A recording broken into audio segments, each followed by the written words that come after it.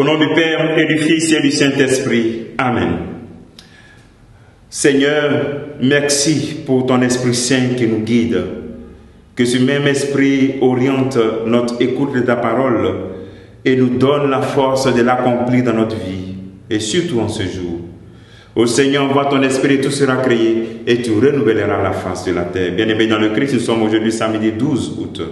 Et la parole de Dieu qui nous est proposée est extraite de l'évangile de Matthieu, chapitre 17, versets 14 à 20. En ce temps-là, un homme s'approcha de Jésus et tomba à ses genoux, lui dit: Seigneur, prends pitié de mon fils, il est épileptique et il souffre beaucoup.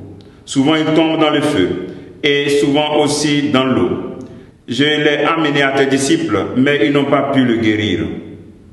Prenant la parole, Jésus dit: Génération incroyante et dévoyée, combien de temps devrais-je rester avec vous? Combien de temps devrais-je vous supporter? Emmenez-le-moi. Jésus menaça le démon et il sortit de lui. À l'heure même, l'enfant fut guéri. Alors les disciples s'approchèrent de Jésus et lui dirent en particulier: pour quelle raison est-ce que nous n'avons pas réussi à l'expulser? Jésus leur répond: en raison de votre peu de foi. Amen, je vous le dis, si vous avez de la foi, gros comme une graine de moutarde, vous direz à cette montagne: transporte-toi d'ici jusqu'à là-bas, et elle se transportera. Rien ne vous sera impossible. Acclamons la parole de Dieu. Louange à toi, Seigneur Jésus-Christ. Bien-aimés dans le Christ, je proclame et je bénis Dieu pour cette parole. Et je souhaite à ce que pour toi aussi, le Seigneur puisse dire que ta foi soit capable de déplacer les montagnes et que rien ne soit impossible à tes yeux.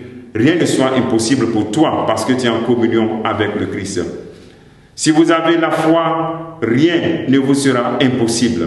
La force de la foi. Au temps de Jésus, on attribuait toute maladie, on liait toute maladie au mal, au démon et tout cela.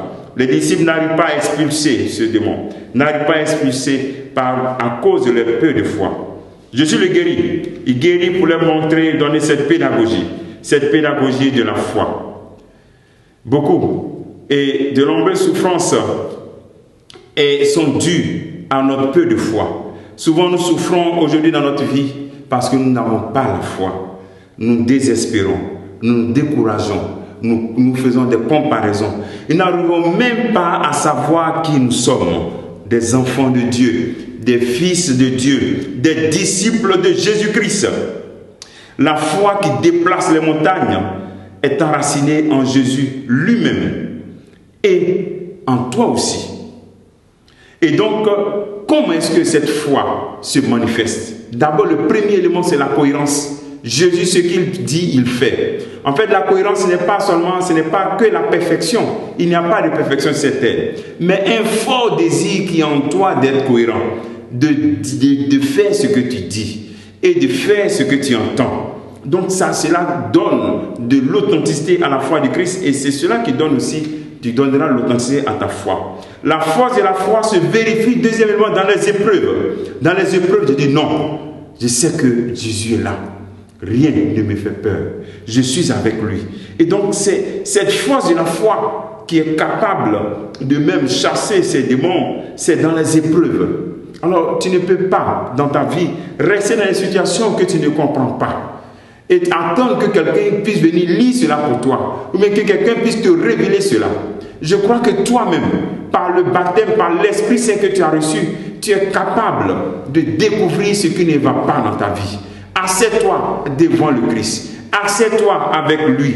Laisse-le faire grandir ta foi. Parce que les épreuves sont des opportunités pour découvrir la grandeur de notre foi. J'aime toujours dire qu'on voit les étoiles briller dans la nuit. Mais ce n'est pas que pendant le jour, il n'y a pas les étoiles. Il y a les étoiles. Alors donc, aujourd'hui, chacun doit se demander, mais quel est le niveau de ma foi? Et je suis capable d'expulser aussi les démons. Oui, tu en es capable. Dans l'évangile des démons, nous allons encore en parler. Alors donc, demandons au Seigneur vraiment au cours de cette journée qu'il augmente notre foi. Et que nous puissions comprendre d'abord qui nous sommes. Ça, c'est le premier élément. Deuxième élément, que nous recherchons malgré nos imperfections, une cohérence de vie. Et troisième élément, que nous comprenons que les épreuves sont toujours des opportunités pour grandir et non des fins. Que le Seigneur te bénisse, qu'il nous bénisse tous en ce jour, au nom du Père et du Fils et du Saint-Esprit. Amen.